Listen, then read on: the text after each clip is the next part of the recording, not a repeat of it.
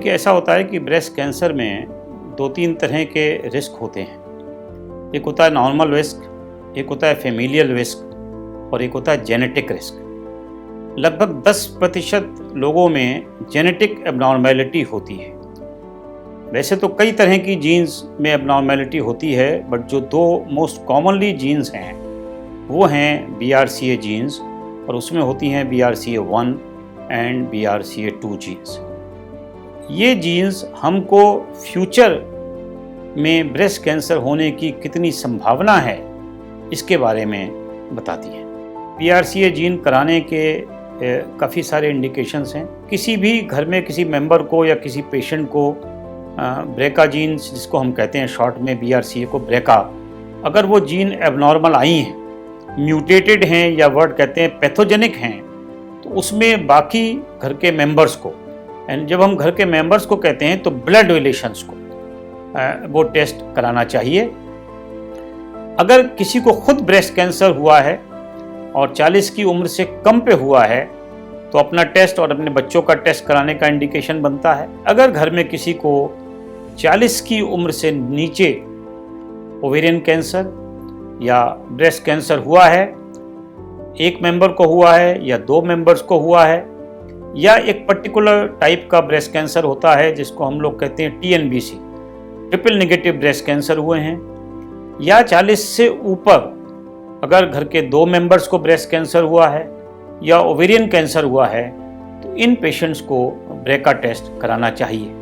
इसके अलावा कुछ कम्युनिटीज़ हैं जिनमें ब्रेस्ट कैंसर ज़्यादा कॉमन है और जेनेटिकली कॉमन है। खाली फैमिली मेंबर्स की बात नहीं है, लेकिन अगर जेनेटिक टेस्ट का इंडिकेशंस है, जैसा मैंने शुरू में अभी बताया कि किन किन को जेनेटिक टेस्ट कराना चाहिए, तो पुरुषों में डेफिनेटली जेनेटिक टेस्ट कराने का इंडिकेशन बनता है।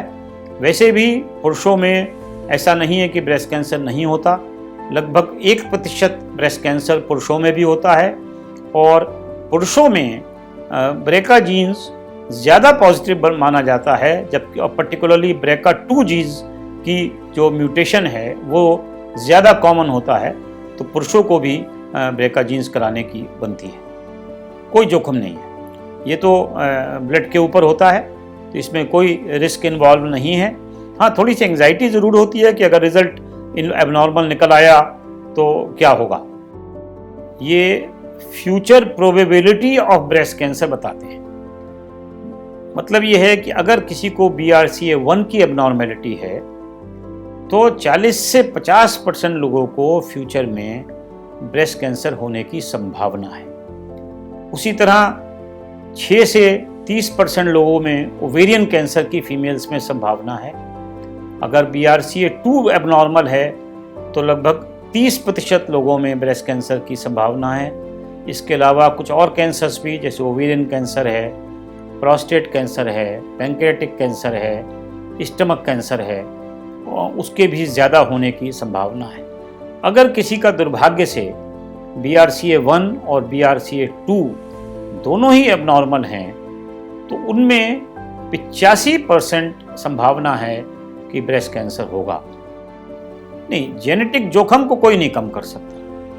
हाँ, अगर BRCA1 या BRCA2 पॉजिटिव है तो हम कुछ प्रिवेंटिव मेजर्स ले सकते हैं ब्रेस्ट कैंसर को आगे फ्यूचर में कम करने की। अगर किसी को बहुत ज़्यादा हाई रिस्क है, जैसे 40 से 50% रिस्क है या 85% रिस्क है, ऐसे लोगों में हम सर्जरी से प्रिवेंटिव सर्जरी करते हैं, प्रोफिलैक्टिक मेस्टेक्टमी जिसको कहते हैं, और उसका दूसरा नाम भी है रिस्क रिडक्शन मेस्टेक्टमी। इस मेथड से ब्रेस्ट कैंसर होने की संभावना 90% तक कम हो जाती है।